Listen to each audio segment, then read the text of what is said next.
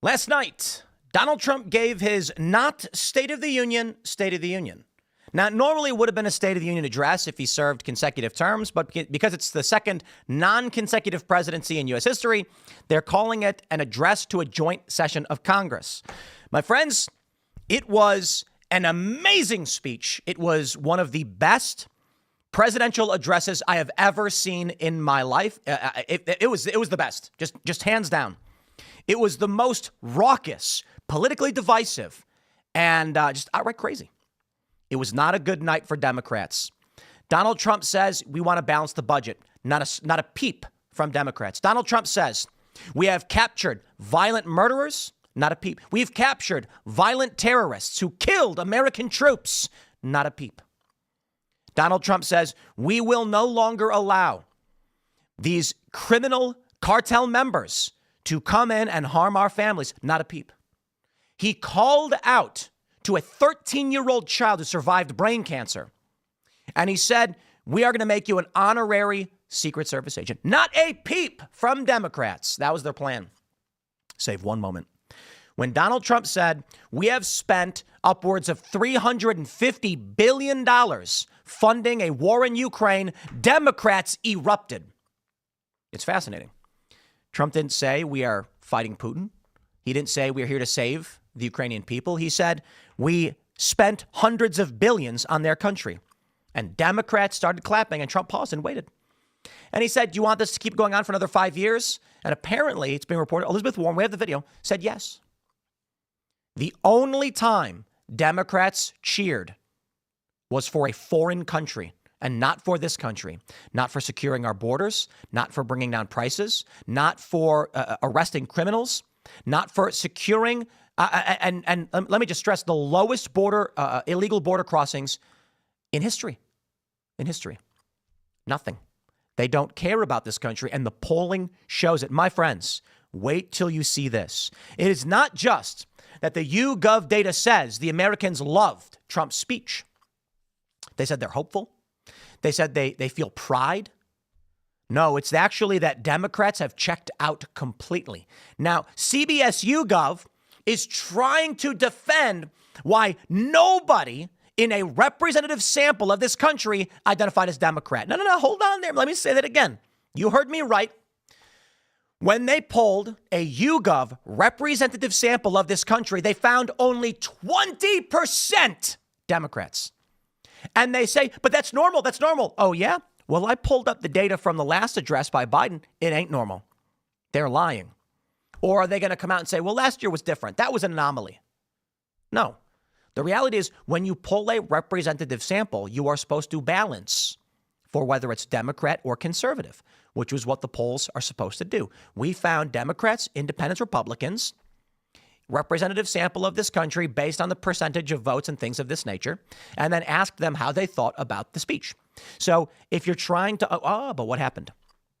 When they polled a nationally representative sample, they found no Democrats. That's right. The Democratic Party represents nothing. They come out and they say they defend women while voting against protecting women against men. The American people can see this. It's fascinating to me, as I've brought up quite a bit. These progressive Democrats who used to scream about the military-industrial complex now support it. Well, because Ukraine, I guess, can't give us a real reason why they do. Sure, whatever. I oppose the war in Iraq. I oppose the war in Afghanistan. I oppose the war in Syria. I opposed the extrajudicial assassinations of Barack Obama. And I oppose the war in Ukraine. Why? Because they don't ever give us legitimate reasons for our incursions into foreign countries. And I largely oppose foreign interventionist policies. Be it Donald Trump or whoever else who is doing the right thing, they will get credit for this. Democrats do not operate largely, not all, but largely as a party and their personalities on principle. They operate on party. So when the Democratic Party says they are for war, you get your progressive personalities lining up to back the military-industrial complex. Fascinating, isn't it? Hypocrites, I say. And the American people can see it.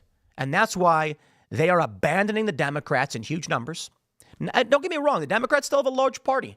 They still have a lot of people. But take a look at the voter registrations. Take a look at Florida, Pennsylvania, and now New Jersey, shifting rightward. We got a couple clips we'll add context to this speech. Stephen Smith says on The View, 86% of counties shifted rightward. Trump won every swing state. This is a mandate. And then we get bitter and angry Karine Jean-Pierre saying, no, it isn't. It's not a mandate because his popular margin was low. Let's see how things go in the midterms, honestly, because who knows? Democrats may see a rebound. We will see. Trump's got to get a handle on this economy. He's got the border. That was one of the big issues for the American people. But the economy is a big issue, too. And the economy ain't doing so well. I think Trump is desperately trying to stop this war in Ukraine, knowing doing so is going to benefit the American economy. Plus the tariffs. Short-term pain, long-term gain. Let's see if this plays out well. Because if in the next year, this pain that is brought on by the tariffs resolves into long-term satisfaction and a booming economy, Trump's going to win. Republicans going to win the midterms. But I'll tell you this, my friends, before we get started, I got a few humble requests of you. You can check out castbrewcoffee.com. We have a bunch of delicious coffee. Appalachian Nights, Ian's Graphene Dream will be in stock, I believe, tomorrow. But everybody loves it. We also have Rise with Roberto Jr. And you got to sample them all, man. You got to try every single one. Phil's Holiday Blend Gingerbread. And we've got Focus with Mr. Bocas for those that like espresso. And Misty Mountains Costa Rican Blend. Don't forget to become a premium member of Rumble. Go to timcastpremium.com. It'll send you right to Rumble where you can sign up using promo code TIM10.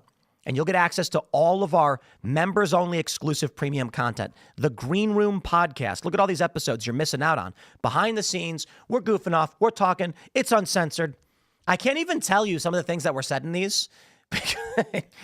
It's not family-friendly. We'll put it like that. And of course, smash the like button right now. Give me your comments. Guys, engaging is everything. Share the show right now if you're watching live or otherwise. Take the URL, post it. Word of mouth is how podcasts grow. You wonder why these podcasts, other podcasts are the biggest shows in the world. It's because their fans love it that much. And perhaps we'll never be the biggest. But I'll tell you this. If everybody watching right now who liked this show, I mean, if you don't like it, I guess, shared it on social media. And this I can tell you that most people don't share. But if literally everybody watching shared, 2-3 million views instantly. Biggest show in the world overnight. So if you guys really want to support the show, that's one way to do it. Let's jump to this story, starting with the polling. And again, smash that like button, and we'll get a good poll in there for you. We'll get in a second. I want to figure out a good question to ask you guys. We'll start with CBS News, and the first thing I want to show you all is how the Democratic Party has collapsed. I understand you like what Trump had to say. We're going to break down a lot of what was said and where we're currently at with the Democratic Party. But let me just first show you the first caveat that CBS introduces, which is a lie, a manipulation at the very least. Take a look at this. A large majority of speech watchers approved of what they heard from President Trump's joint address to Congress Tuesday night. Really?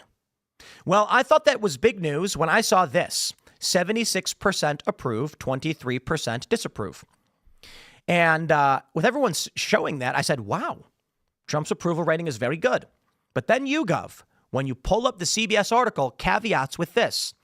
The viewership was heavily Republican. Historically, a president's party draws more of their own partisans. This was no exception, and they liked what they heard.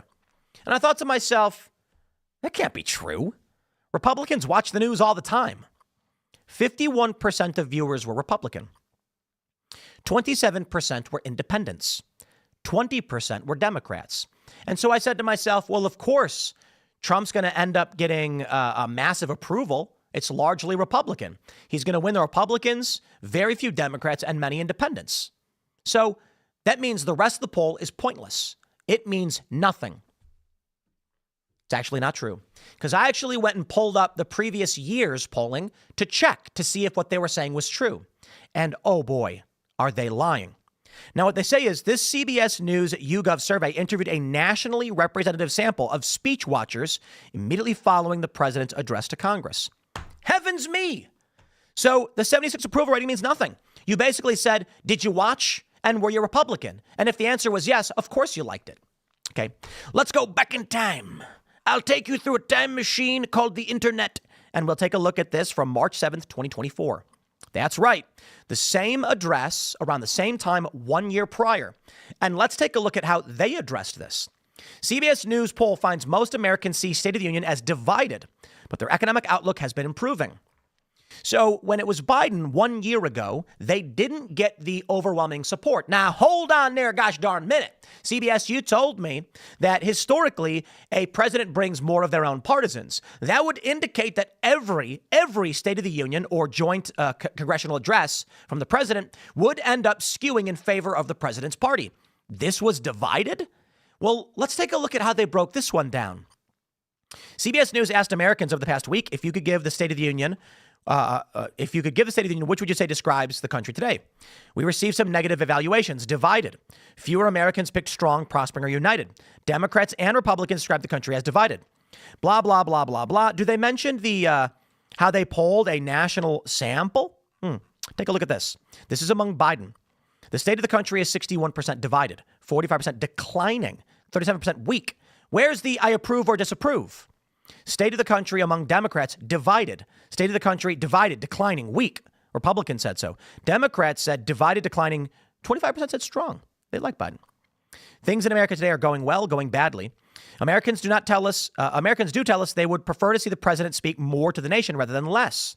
Okay, now hold on there a minute. Where's the data on whether the people watching were Democrat or Republican? Look, when CBS pulled this poll, they say, speech made you feel hopeful, proud. In speech, Trump was among watchers. Does Trump have a clear plan on inflation? Trump's plan, blah, blah, blah. Trump described crime problems. These are different polls. These are different. They're talking more about how you feel about Trump. They say a survey based on who watched Trump. Now, this they put out from YouGov around the same time.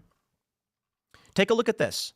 When you go to their the data here, this is what I found really interesting. All right, I can grab any one of these and check out Party ID. When they did this poll on Biden's address, it was split. 600 Republicans, 603 Republicans, 655 Democrats. And sure, you can see that the poll skewed. Now, this one isn't directly addressing his State of the Union, although, I mean, they are. Look at this, CBS News poll. So this is the issue I take. If they want to put out another poll saying, how did you feel about the State of the Union? It's fine. CBS News poll finds most Americans see State of the Union as divided, but their economic outlook has been improving. They're talking about Biden's performance, and they did poll they polled everybody evenly. When it comes to how people are being asked about Trump's whether or not he did well, they're outright saying, well, you know, most people were Republican who watched. So I call shenanigans on putting this in the forefront, negating their entire poll. I don't trust them. I don't. Well, I do certainly agree. Okay, let's be fair. Obviously, Democrats are largely going to check out when it comes to Republican. But I just never believed that Republicans would check out of watching Biden. They're tuned in. I say shenanigans to CBS putting this in the forefront right before the whole poll, which gives Democrats an out to say, well, of course Republicans liked it. Democrats didn't even watch. I say this. They could have polled how Democrats felt about this. They could have polled a nationally representative sample of all Americans and not chosen to do 51. They could have skewed it. They could have said, no, we don't want just Republicans. We don't want no Democrats. We understand Republicans may watch more. Let's get a politically representative national sample of this, in which they would have found perhaps different numbers. But what they did was they said, oh, it was mostly Republicans who watched, so that's it. Their poll's worthless. It's completely worthless. And their past polls are also worthless because they play the same game. So the State of the Union, you could poll people and you can ask them about how they feel about it. But what does it matter? You could say, Democrats, how do you feel about the State of the Union? And then say, as Democrats are more likely to. No, that's ridiculous. Everybody's sharing this and they're acting like it's a big deal when the reality is, I would say, most people did like Trump's speech, especially most people watched it. I think what they're actually seeing here, and the reason I bring up these polls, Democrats are checked out. Okay? There's only so many lies you can maintain. I think the reality is Democrats largely didn't watch the State of the Union because they're not Democrats anymore. That's the reality. You tell me this. You've got massive protests. You've got Democrats waving signs and screaming about egg prices. You've got coordinated campaigns where 22 Democrat senators go online and post the same video. and they don't watch Trump's speech? I thought the Trump bump boosted CNN's ratings, but Democrats didn't watch Trump's speech? I don't believe it for a second. YouGov could have polled it if they did, and the reason they put it up this way, I think, it's because Democrats are checked out. And that's where we're at. Now we can jump over to Just the News. They say Trump's big speech proves to be optics nightmare for Democrats. I gotta admit, my friends, I've got some stuff to show you that will shock you to your core. You had a woman on MSNBC. I can't believe I'm saying this. A 13-year-old kid who dreams of being a cop, who survived brain cancer. They thought he wouldn't make it. And Trump honored him at the State of the Union. It's not really State of the Union, but it kind of is. And it was amazing. I mean, they clapped and they cheered for him. His dad lifted him up. And Trump said, "You are going to be sworn in as a Secret Service agent." That's amazing. It's honorary. Little kid's not going to be doing much. It'll be interesting to see what happens when he's older, when they're like, "You're already an agent. You're here." He gets a job. Democrats didn't clap and cheer for this kid. And after the fact, a woman on MSNBC said she hopes he doesn't kill himself. I kid you not. I kid you not. In one of the most vile and disgusting things you could have ever imagined, she says he hope he doesn't kill himself. Have these people lost their minds? Look, MSNBC's ratings are in the gutter. I understand liberal podcasts are enjoying a big boost right now, but I gotta say, Trump has a mandate. Regular Americans are sick of the psychotic, histrionic behavior from Democrat personalities and politicians. You can only push it so far. The majority of Americans, I think the latest poll that they've been parading around, something like 82% of Americans, or I think it's like 80, think males should not compete against females. Democrats, despite that overwhelming majority, have maintained a position that males should, in fact. Why? Well, look, man, by all means, if you want to advocate for transgender, biologically male athletes competing in women's sports, you're free to do so if that's what you care about. And they'll argue it's the right thing. Fine. But understand that means people will quit the party and check out. So I'll go back. When I look at the polls that they do, and they're polling Americans, they don't need, when they say, we polled a representative sample of who watched and we found out most of them are Republicans, so Democrats have checked out. But that tends to be the case. That's not. You could do a poll where you could poll Democrats if you wanted to. I think they're playing games. I think they realize the Democratic Party is getting obliterated. I think they've realized that when something like 86% of counties swing to the right, when Pennsylvania registers more Republicans, Scott Pressler, shout out, Florida and New Jersey, when Miami turns red, and that happened in the midterm, it's fair to say the Democratic Party is in free fall and they will not course correct. So yeah, big optics nightmare for Democrats. Let's start with Al Green losing his mind. Check this out. Most of you probably saw it. Let's watch it. So its single largest one-month gain ever recorded, a 41-point jump.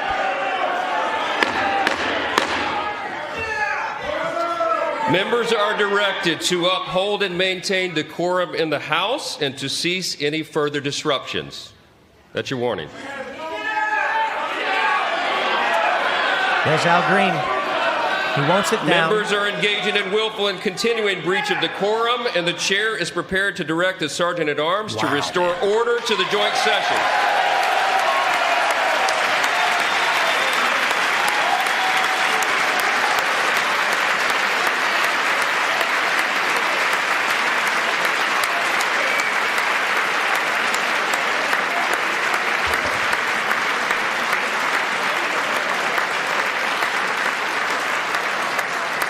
Mr. Green, take your seat.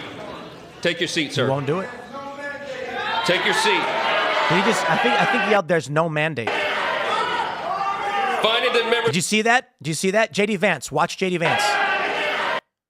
There it is. Out of there. I think he said, "Come on." Put his thumb up. Get out. Finding that members continue to engage in willful and concerted disruption of proper decorum, the chair now directs the Sergeant-at-Arms to restore order. What a wild thing to watch, Remove man. this gentleman from the chamber.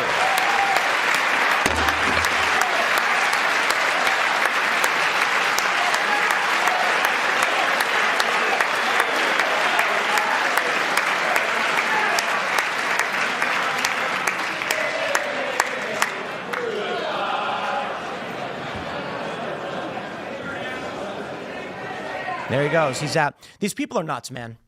They're absolutely nuts. Al Green comes out, doubles down on impeaching Donald Trump, telling reporters it was worth it. So what were you shouting to the president? The president said he had a mandate. And I was making it clear to the president that he has no mandate to cut Medicaid. I have people who are very fearful. These are poor people, and they have only Medicaid in their lives when it comes to their health care. And I want him to know that his budget calls for deep cuts in Medicaid. No, it doesn't. He needs to save Medicaid, protect it. We need to raise the cap on Social Security. There's a possibility that it's going to be hurt, and we got to protect Medicare. These are the safety net programs that people in my congressional district depend on. And this president seems to care less about them and more about the number of people that he can remove from the various programs that have No, been he's so just trying to get helpful. reelected.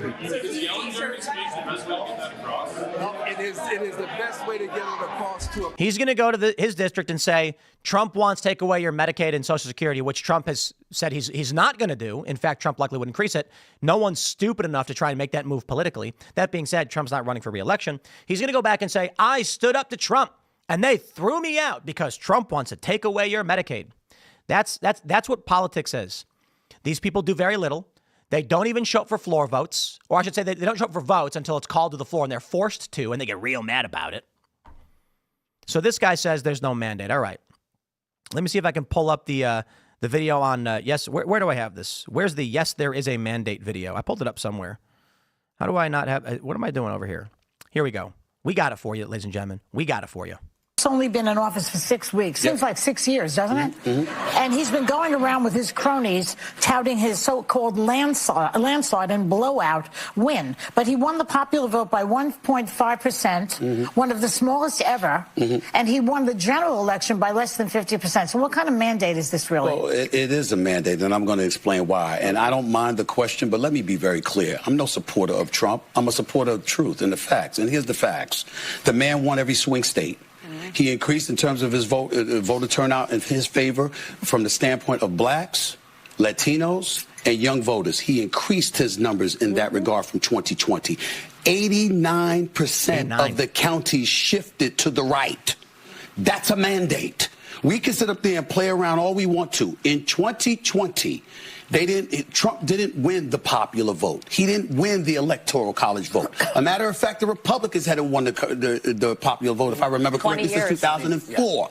But they did this year. So 20 years after they last won the popular vote, they won the popular vote. They won the electoral college vote. The man won every swing state. And on top of it, 89% of the counties shifted against. I don't understand how people can look at that and say, there's no mandate. There's a mandate. Well, it's a different definition of a mandate, I guess. But the problem is that if you're the Democratic Party and you lost 49.8% to 48.3%, and you're looking at that 1.5% dip, that's an excuse for you to say, what we did really wasn't that bad. Some people didn't we should continue to do that. No, don't continue to do it. Find a new strategy. I hope they do continue to do that. And I'll give a shout out to our good friend, Karine Jean-Pierre, who's now unemployed. I'm kidding. I don't know if she's actually unemployed. Maybe she got a job somewhere. But she's no longer in the White House. And she said there is no mandate. Speaking on, she gave a post-election analysis saying that there was no mandate. Oh, Washington Examiner is not going to give us the full story. But I do want to find the video for you. I'll pull it up on X because X always has the good videos. I got to tell you guys, it used to be that you had to find videos on like weird sites because like YouTube wouldn't have it. But now you go on X and you know the video will pop right up. And what do we got? Libs of TikTok here.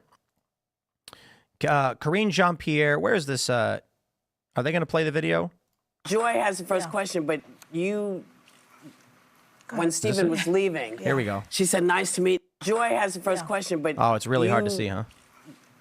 When Stephen was leaving, she said, nice to meet you. I disagree with you. Yes, I do. And I was curious, and so that's why I was curious. I do, on the mandate, on Donald Trump and his administration having a mandate. And we have to be super mindful and careful of this because he does not have a mandate. And what I mean by that is if you look at the numbers, just look at the facts.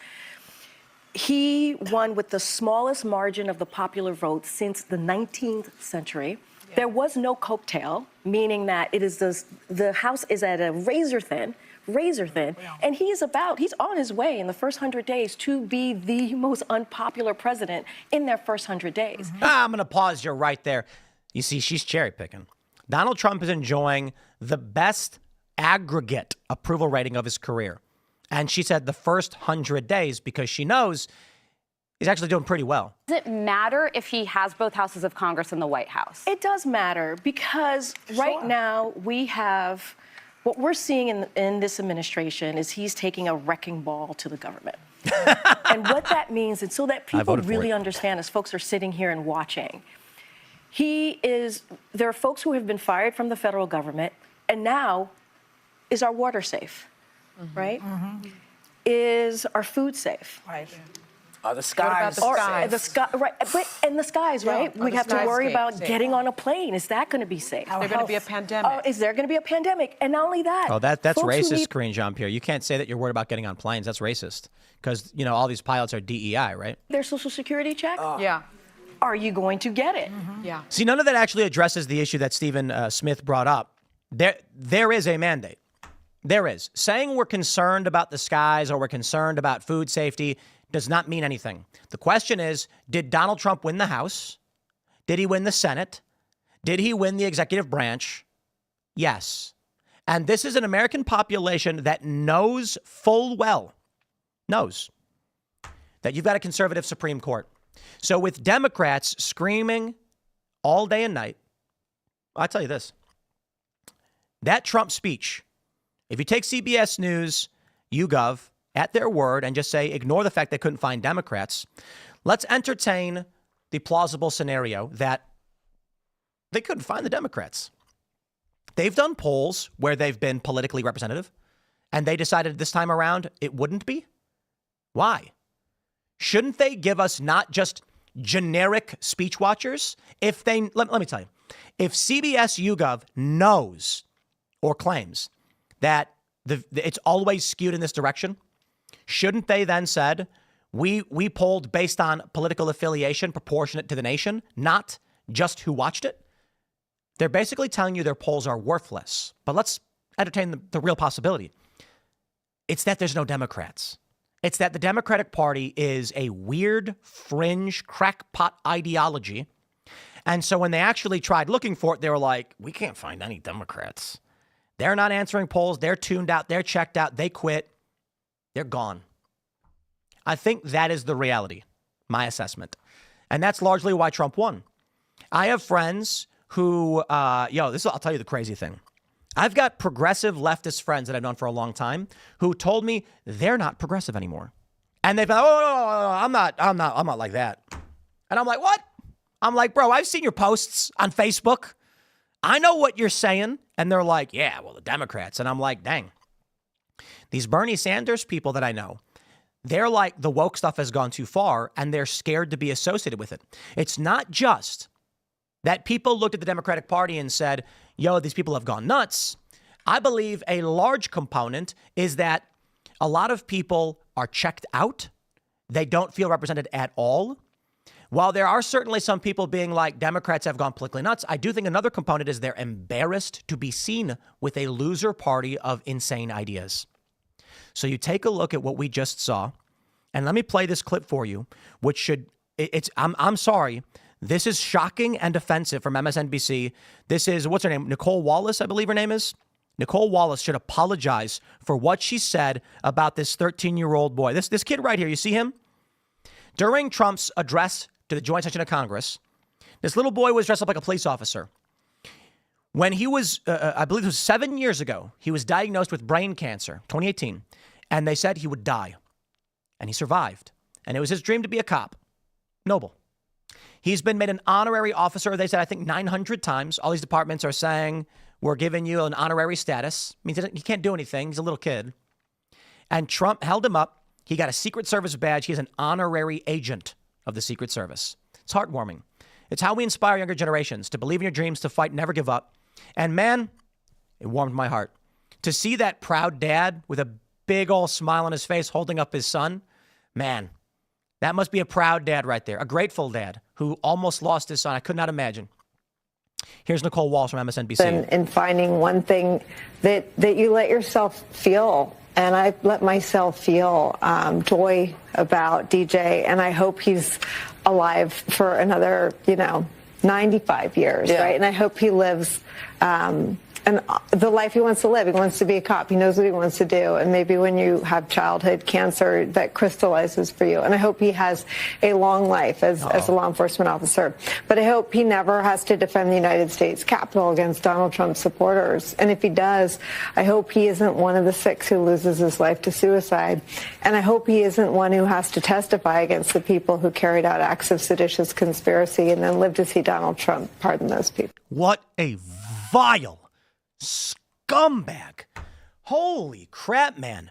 There's some degree of decorum we're supposed to have in this country, but this evil witch's psychotic histrionics cannot just for 1 second calm down and let a child celebrate a moment.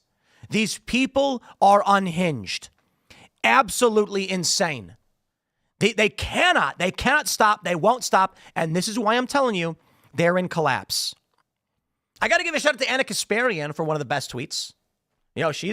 She's come around, huh? Based. Excellent tweet, Anna.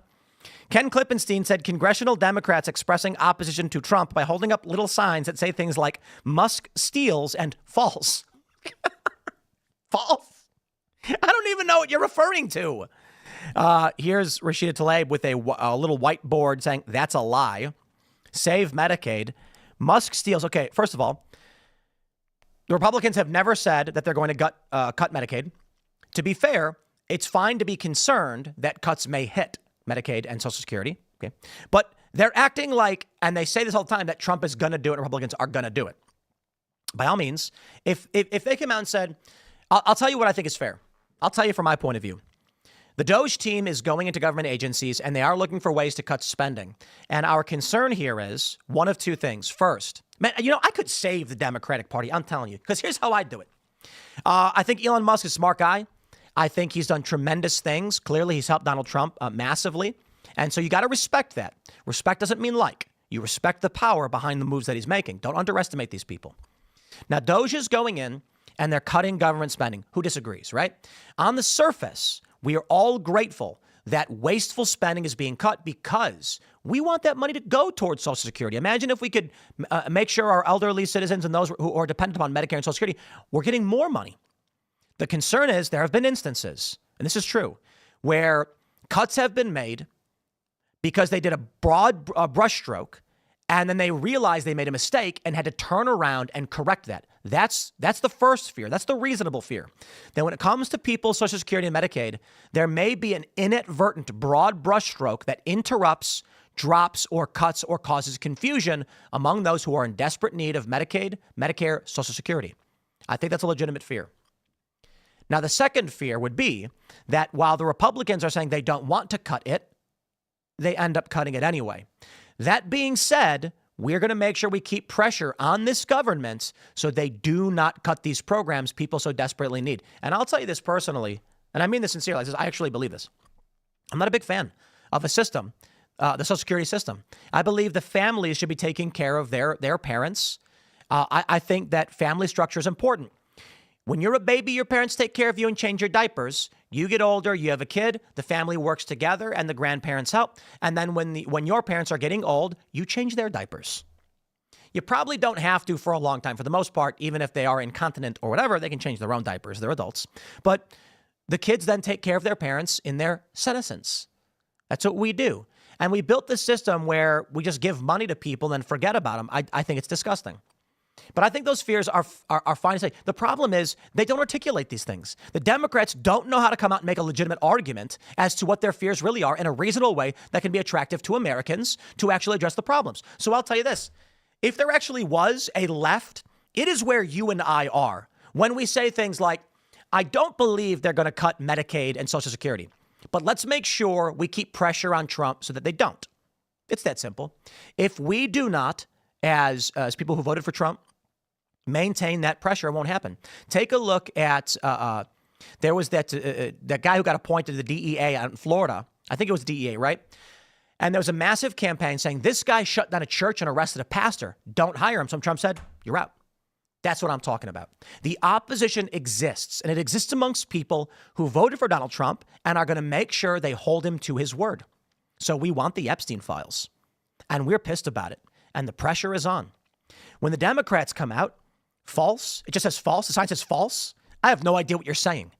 We say that we want to protect women, and so Trump says you've got the family of Lake and Riley, and we're making sure that we're going to keep out these violent criminals, the cartels, the evil gang members, the rapists. Democrats don't care. They say, here's a young woman, a young woman who was partially paralyzed after getting spiked in the face with a volleyball by a male player. She's playing on a volleyball team. The dude, the male player, jumped, bam, the volleyball hit her in the face. She screams. I think it busted her nose and partially paralyzed her from the shock to her neck. I think she's largely okay now, but it ended her career. Democrats don't care. And so I don't see the Democratic Party as the true opposition to the Republicans. I don't. What I see is you've got the Ben Shapiros and the Tim Pools. Maybe not me, but you get the point. Maybe Jimmy Dores. You've got people. I'd say I'm probably more moderate. Jimmy's more of a leftist, but Jimmy's not woke and he's not establishment.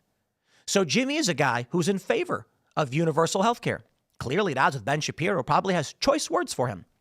But they find themselves strangely both being called the right, which makes no sense. Because I think the truth is Trump's opposition supports him. And these Democrats are blind blanket zealots. They don't represent any real ideology. They don't represent any real opposition. There's no political philosophy here. They cheered only for Ukraine. Let's pull it up. Let's see what we got here. I tweeted this last night. The only time Democrats clap is for a foreign country. Not for cutting waste, not for apprehending terrorists, not for protecting women, just Ukraine. It's a cult. Even balancing the budget. Trump said, we're going to balance the budget. No cheers from the Democrats. None. That to me is nuts. Autism Capital says, Trump, the United States has sent hundreds of billions of dollars to support Ukraine's defense with no security, no anything. Looks at Democrats. Do you want to keep this going for another 5 years? Warren says yes. Take a look at this clip. No end in sight. The United States has sent hundreds of billions of dollars to support Ukraine's defense with no security, with no there it anything. is. The Democrats all start clapping. And he paused. They keep going. Do you want to keep it going for another 5 years? yeah, you would say Pocahontas says yes. One of the most outrageous addresses, States of the Union, whatever you want to call it, ever. And the craziest I have ever seen. Can we just stress that? I ask you, the American people who are watching this, do you know anybody? I mean, I know people who are like this. For what purpose are we defending Ukraine? It's because it's a cult. I got to be honest. I've had conversations with, look, there are default liberals and then there are cult members. There are moderates, conservatives, and then there are Trump cult members. It's real. The problem is the left cult says everyone on the right is in a Trump cult. That ain't true. I rag on Trump all the time about TikTok in particular. Trump deserves criticism because we got to keep him in line because he's a man of his word and he needs to know how we feel about things and it works. I, along with the moderates, the post-liberals, and the conservatives, we don't get along on everything. We don't. A lot of people are concerned about RFK Jr.'s abortion stance and environmental stance. But we form a coalition on the matters we want to win. That's the way it should be. So I take a look at these Democrats. I got friends who are progressive. I was having a conversation with a liberal friend, but you got to understand, default liberals, we call them. That was Andrew Breitbart called them that, default liberals. They are people who aren't really into politics and they just align liberal because they don't pay attention and they believe whatever the media tells them. Not so much that they just blindly believe things, but they passively hear something, they assume it's true, they don't really look into it. So I was talking to some friends who I would call default liberal. And they're just like, we got to protect Ukraine. Russia just does whatever they want. And I was like, why? Are we going to go protect Sudan next? Are we going to go protect Pakistan and get involved in Pakistan, India? Are we going to go invade Georgia or Chechnya? No. So why Ukraine? No answer, because there isn't one. Now, they like to say like the Budapest Accords or the Budapest Memorandum, which was never approved by Congress. And I'll give you this analogy. My friends, if any one of your liberal aunts, because that's all it ever is, your aunt, only your aunt. No, I'm kidding. Anyone you ever know says, we signed an agreement or we had an agreement that we would defend Ukraine if they gave up their nuclear weapons. And they did. Russia invaded. We must defend them. I say, okay, let's try this. The analogy I gave last night, for those that missed it. Let's say there is a cliff overlooking this big, beautiful lake. Big, beautiful lake. It's a 30-foot drop. Not the biggest cliff dive anyone's ever done. Scary, but easily doable. And you say, I make this promise to all of you that if bad people ever do bad thing, I am going to jump from this cliff into that lake. Right? Now you may be saying, Tim, what does a lake have to do with a war or a conflict? Oh, it's really simple. 30 years later, let's look at it a couple different ways. You're now 60 years old. Let's say you were 30 when you made the promise. And they're like, okay, the bad people are doing the thing you promised. Jump. And you're like, I'm 60 years old. I know 60 years old don't sound like that. I'm just kidding. But you're like, I'm an old man. I can't make that jump anymore. A promise made 30 years ago is no good 30 years later. Okay, you may be saying, Tim, that doesn't work because we have young fighters and resources to do. Okay, let's try this one. It's 30 years later, and you said, if at any point a bad person ever does anything bad, the next person physically capable who is part of our, lifeguard, whatever, will jump in. 30 years later, the lake is completely dried, and it's just jagged rocks down below. And you say, I'm not jumping into that, but you promised you would. Yeah, but that was when it was water. Now it's jagged rocks, okay? The circumstances have changed substantially. A 30-year-old promise means nothing, especially considering it was never formalized by Congress. Not to mention, there was also a promise made by the U.S. that should East Germany fall and reunite with West Germany, NATO would not expand 1 inch to the east. Instead, NATO expanded into Estonia, Latvia, now Finland, on the border of Russia in numerous areas, to the point where Ukraine was actually on the verge of joining the EU, the Schengen zone, abandoning the Russian Trade Federation. Why is that a bad thing? Because Russia needs the Black Sea to transport fuel and trade goods through the Bosphorus Canal into the Mediterranean, through the Suez Canal into the Indian Ocean. And if they lose access to Sevastopol, which is Crimea, which is Ukraine, then their economy is done. It's done. 60-70% reduction, collapse overnight. So this was always going to be the outcome if NATO tried expanding into Ukraine. And here we are. I am not defending Putin. He's a scumbag. He's a despot. He shouldn't remain in power the way he does. And the invasion was wrong. You lose. Instead, he resorted to hot conflict. But I got to be honest, it's still none of our business. So I digress. Not to relitigate the history of Ukraine, because, oh boy, does it get me riled up. When they come to you and say, we have a 30-year-old promise to defend Ukraine. Oh, 30 years, huh? Is it possible that things have changed so substantially that it would be nigh impossible for us to maintain this position?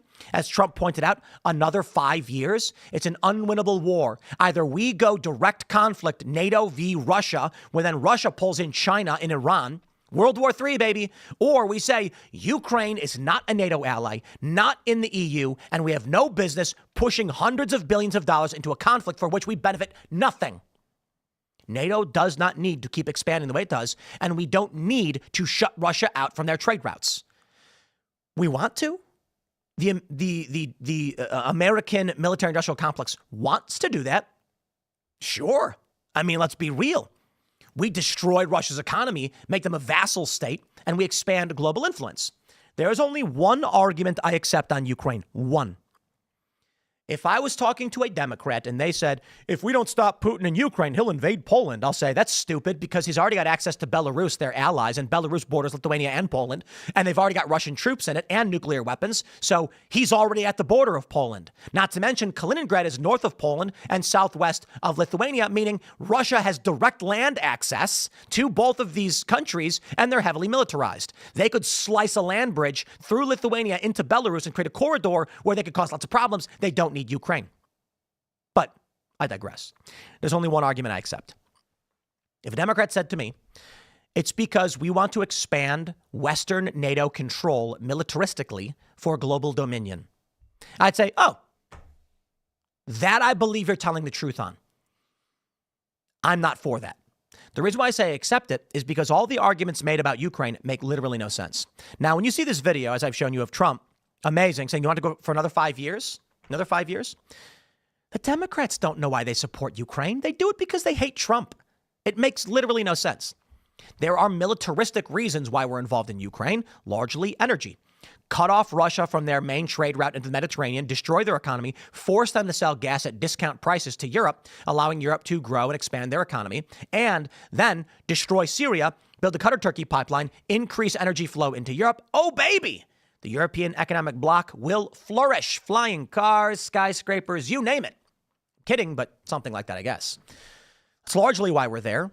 It's to expand global dominion. It is to create, I don't want to call it a one world government, but the Western Bloc wants unipolar dominion. We don't want a world, and this is, I'll agree with this one. We don't want a unipolar, meaning a single global power in China. That's scary.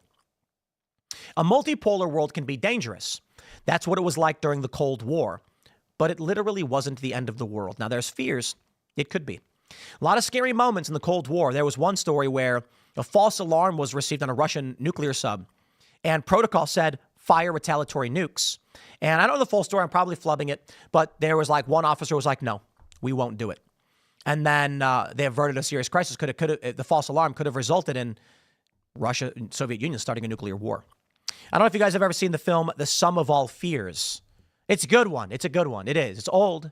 Ben Affleck, Morgan Freeman, and a bunch of other people are in it. Basically what happens is a terrorist detonates a nuke in Baltimore. I'm sorry I'm spoiling a 23-year-old movie for you. Detonates a nuke in Baltimore, and it is the Russians are framed for it. And so the U.S. government begins preparing retaliatory strikes. Russia sees America enter a war footing with bombers being dispatched and enters a war footing as well, creating the verge of nuclear annihilation. We don't want any of that. And it is so easy for it to happen. We are sitting on a dry forest bed of tinder. And all it takes is a single flicked cigarette, the smallest of actions, to create a massive global wildfire. With Ukraine and Russia stating they would use nuclear weapons in the event they face an existential threat. Ukraine is that tinder bed. And if the U.S. and NATO send in troops to try and fight Russia, and Russia says, I'm not stopping, it escalates. And nuclear weapons are a real possibility. See, people seem to think that nuclear weapons means ICBMs. No, it can start with nuclear artillery. Strategic, tactical nuclear weapons. Nuclear artillery. This basically means nuclear warheads that are fitted to howitzers or things of that nature, which are lower yield but can be massively devastating and can scar the earth. Think about it. If it is true that Russia requires the Black Sea for a large portion of their trade, and NATO successfully cuts them off from it. Now, don't get me wrong, Russian territory is on the Black Sea, not just Crimea, but this would mean Russia would have to build a massive, multi-hundred million dollar port and relocate its military base. So it's not completely existential. But if Russia views this as a no-go, we are not going to abandon our naval base in Sevastopol, then you're basically threatening nuclear war when you push this. I certainly hope we don't get there, but it seems like Democrats are pushing everything they can. Take a look at this beautiful tweet from End Wokeness. Democrats kneeled, eulogized, and cried for a violent criminal who died during an arrest, George Floyd. They refused to stand for Lake and Riley. Look, they hate this country. They don't care about America. They are zealous cultists. They do not have a unifying political ideology. That's why they simultaneously say protect women, but then won't stand for a murdered woman. They're like, we got to protect women, not in sports and not from rapists. It's like, then what are you talking about? Honestly, I got no idea because the ideology isn't there. So here we go, my friends. Let's see. We already played that one. We got that one. Alyssa Slotkin responded. We'll play this clip. This is her response in this viral clip. She says this. While we're on the subject of Elon Musk, is there anyone in America who is comfortable with him and his gang of 20-year-olds using their own computer servers to poke through your tax returns, your health information, and your bank accounts? No oversight, no protections against cyber attack, no guardrails on what they do with your private data. It's all not true. We need a more efficient government. You want to cut waste? I'll help you do it. But change doesn't need to be chaos. While we're on change doesn't need to be chaos. I would just like to point this out to the Democrats and Alyssa Slotkin in her response. Can any one of you name the individuals who were previously going through our tax records and bank accounts and health records? I'll wait. You can't. So when other government employees, these 20-year-olds, are going through the information looking for fraud or whatever, and they're not really going through your tax returns, mind you, why should I care? When the bureaucratic system, literally right now, the NSA is spying on me. I'm sure there's FBI agents watching this live stream. I guarantee it. Some of them are probably fans hanging out with Kash Patel, enjoying a nice morning scotch. It's a little early for that, boys. I'm kidding, by the way. Yeah, we're spied on all the time. They're spying on my texts. They're spying on your browser history, my browser history. Boy, they're learning a lot if they're watching mine because it's all news articles. It's all it is. I live, eat, and breathe the news. The only thing I'm ever reading. And they're spying. And you want to come to me and say that Elon Musk has other government employees doing the same thing and I'm supposed to be mad about it? I ain't going to be mad about it. But I'll tell you this, Democrats is unfavorable. Now, don't get me wrong. I pulled this up and I'd hate to exclude that Republicans are also unfavorable. But I think largely the Democratic Party is burnt out. Elon Musk tweeted, "After tonight, I am increasingly convinced that we can get to 60 senators." And I agree with him. I really do. I believe that he is correct in that Laken Riley, her family, was there at the State of the Union. They wouldn't clap. A 13-year-old boy who survived brain cancer. They wouldn't clap. To be fair, they did clap sporadically. I saw Elizabeth Warren clapping for some things, but it's very calm and just very dispassionate. What I mean to say is the Democrats as a whole never stood and clapped loudly for anything other than giving hundreds of billions of dollars to Ukraine. So I give you this, my friends. Should we, protect our children, fund Medicaid, and stop giving hundreds of billions to Ukraine? How can Democrats simultaneously say save Medicaid, but then advocate we give hundreds of billions of dollars away? I give this unto you, everyone. Here's my proposal to all of those who are dependent upon Medicaid and Social Security and other benefits. I propose we take all of the allocated funds for Ukraine and divvy that up amongst all of you. So I know it's not that much money. I think it might be, what we'll be looking at, $100 a person, just one time. How'd you like $100? Sounds pretty good, right? Actually, no, it might be like 200. So, actually, no, I'm way off. I'm doing the total American population. How many people get Social Security in the U.S.? Let's do the numbers. We'll give you the hard numbers. As of 2024, 67 million people. Okay, let's estimate Trump says upwards of $350 billion spent, and that's not direct aid to Ukraine, right? I think the total direct aid is around like $140 billion, but then there's an estimated additional, $200 billion in ancillary spending meant to benefit Ukraine. What that means is money directly sent to Ukraine or spent on things for Ukraine versus things on European security defense because of Ukraine. So let's just say Trump's number is correct. 350 billion, 67 million. And let's see what we get. How much money would you receive? I think it's going to be what, $400? Oh my, I was way off. It's $5,000. It's $5,000. Man, my math was bad. I was off by a factor of 10. Social Security recipients. How about this? Instead of spending $350 billion on Ukraine, we'll give each of you $5,000. How about that? How about we do, I don't know, let's call it $420 a month. It's a good number. $420 a month additional to all Social Security recipients instead of funding Ukraine. Who's going to disagree? I believe that Trump should actually propose that. Now, he's talked about the Doge dividend, where they're talking about giving Americans a portion of all the money saved by Doge as a refund, which is based. Trump just needs to come out during the midterms and say, all of that money we saved by not funding this war in Ukraine, we are going to give to Social Security recipients. If you have a parent who requires Social Security, no longer will you get worried phone calls from them saying they can't make their bills and they need help. If you are a recipient yourself, no longer will you be worried you're not going to meet your budget and you're not going to be able to afford your groceries or rent. No longer will you have to choose between eating garbage, fast, cheap food from processed, nasty garbage or trying to be healthy. We're going to get you an extra $420 a month by gutting the wasteful spending to Ukraine. The American people deserve that money first and foremost. I'd like to see the response from Democrats to that one. My friends, make sure you smash that like button and subscribe to this channel right now. Share this show if you really do like it. We're live Monday through Thursday at 10 a.m. Soon to be Monday through Friday at 10 a.m. That's right.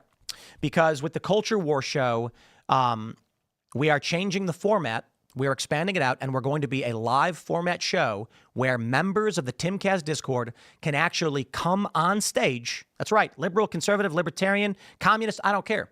If you're a member of community, of the Discord community at timcast.com, and you're actively involved, you will sit down at this table and debate me and whoever our guests are.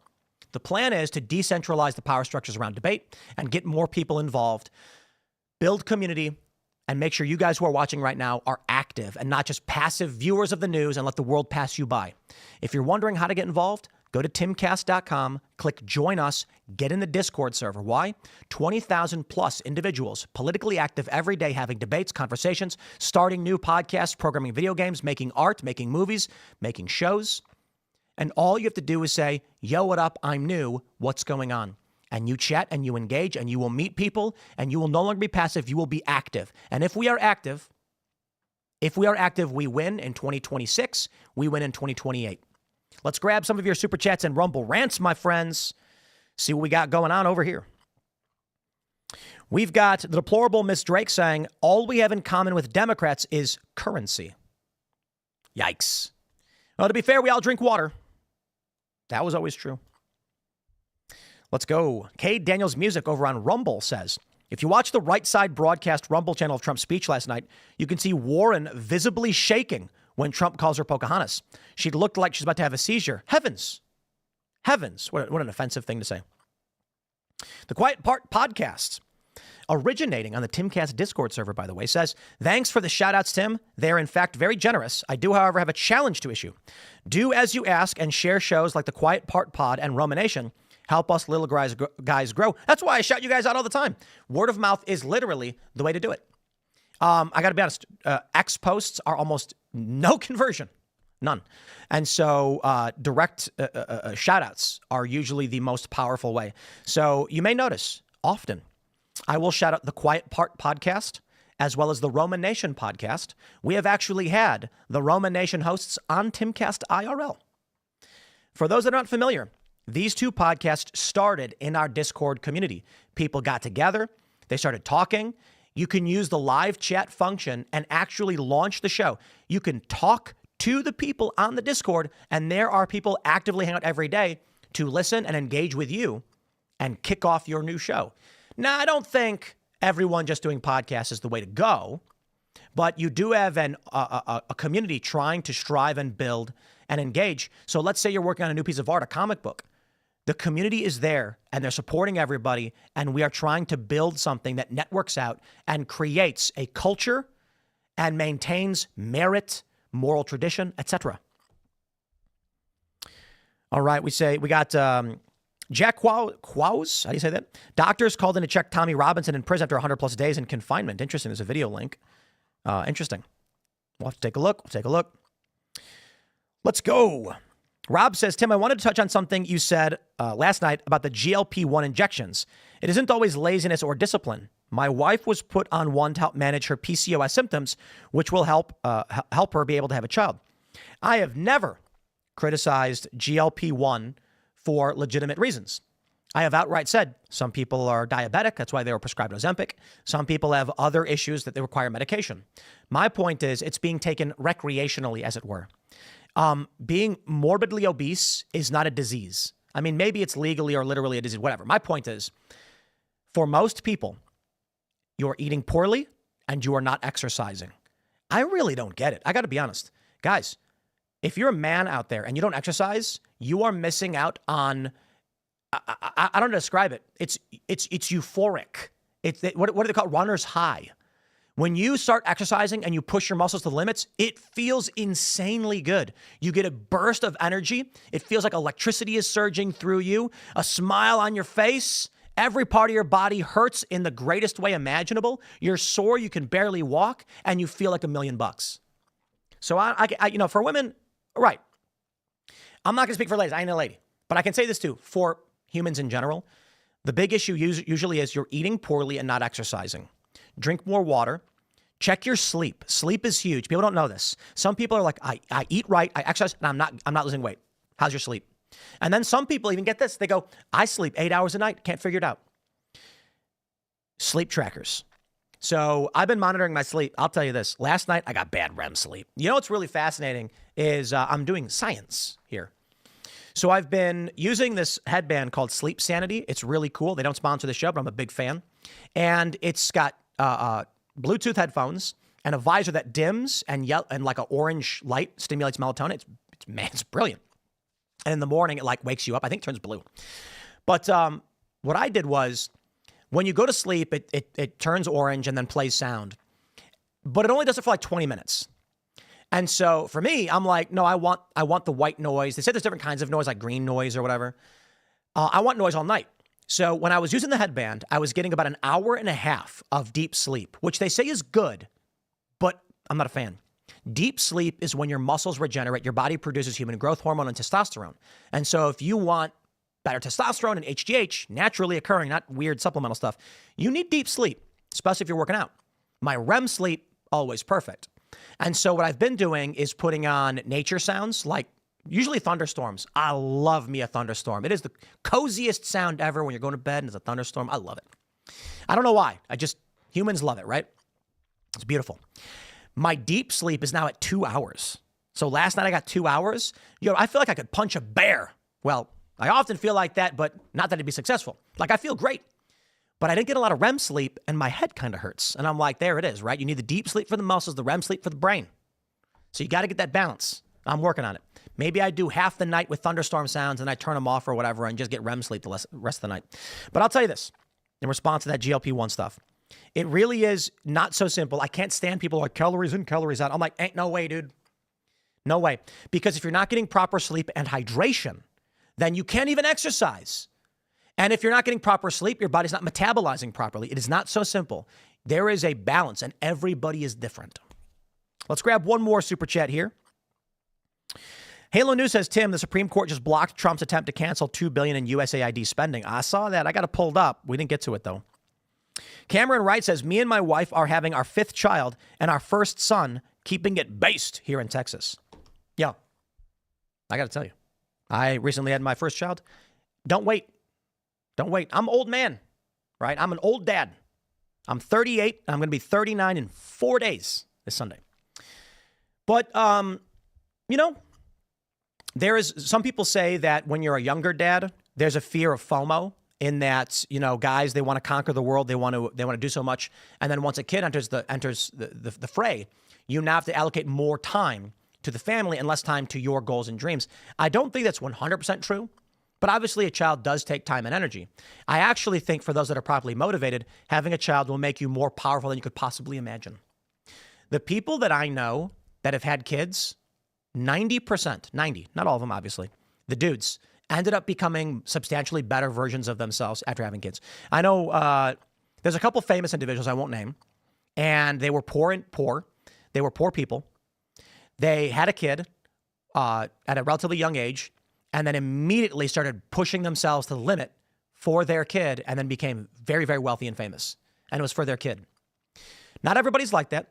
But most of the people I know who have kids end up going from, like, I would describe as street urchin partiers to family people, meaning they stopped partying, they stopped drinking, they got jobs, and they became responsible adults because they had to for their children, and that's success. Plus, babies are magic. They're wonderful little things, and then they grow up, and maybe they'll get into Hollywood, and then you can have a rich child. Good luck. I'm kidding. Keep your kids away from Hollywood. All right, everybody, smash that like button. Let's see some more like smashes. And I really do appreciate everybody subscribing and sharing the show. Of course, we are live Monday through Thursday at 10 a.m., so don't miss it. We will have other independent segments, unique clips throughout the day. I'll be recording new segments as soon as I end the live show. And then we're back tonight at 8 p.m. at youtube.com/TimcastIRL. But I beseech thee, my friends, if you really do like the show, we are not like big networks like CNN or Fox or MSNBC, who somehow can dump tens of millions of dollars into talentless hosts. Well, Fox is okay. Some of them are not so good. But Lawrence Jones, Greg Gutfeld, I'm a big fan. Those guys are fantastic. And Jesse Waters is also fantastic. Who else do they have? I mean, those are basically the personalities I really... Ducey, Peter and Steve. I like them both. Okay, anyway, I digress. Fox is okay. But CNN, man, we don't have the money to dump and throw around. And we are looking at billboard campaigns, like big outdoor ads in major cities to advertise the show. But really, for us here, and largely for me, the only way we succeed and continue is two things. You guys become well, I should say three things. There's the membership side, which is watch our uncensored premium content on Rumble Premium.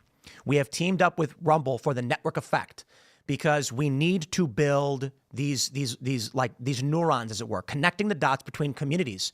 So Rumble's got Russell Brand, Dr. Disrespect, Dave Rubin, you've got Steven Crowder, and we all have these little islands of audiences. And so teaming up with Rumble, we can start to connect them. Now, Crowder's audience is watching more of my content, which is good for me. And the Timcast audience is watching more of Crowder, which is good for him. We need to network, which is the same reason we also have the Timcast Discord server. But outside of joining and becoming members, sharing is caring. And I'll say it one more time. Whenever you watch, if you really do like the show and you think I do a good job and you appreciate it, consider sharing. Grab the URL, post it wherever you can. All right, everybody. We'll be back up in an hour with another recorded segment, so check that one out. We got some Andrew Tate news. They're coming after him. Florida is saying, lock him up, and it's created a big controversy.